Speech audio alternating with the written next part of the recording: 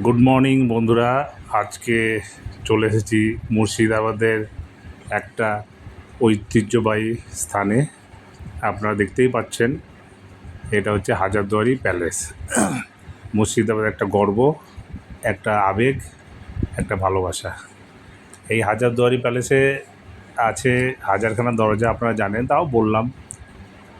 হাজারখানা দরজার মধ্যে 100টা দরজা নকল। সেই 1000টা দরজা আছে বলেই প্যালেসটার নাম দিয়েছে হাজারদুয়ারি প্যালেস।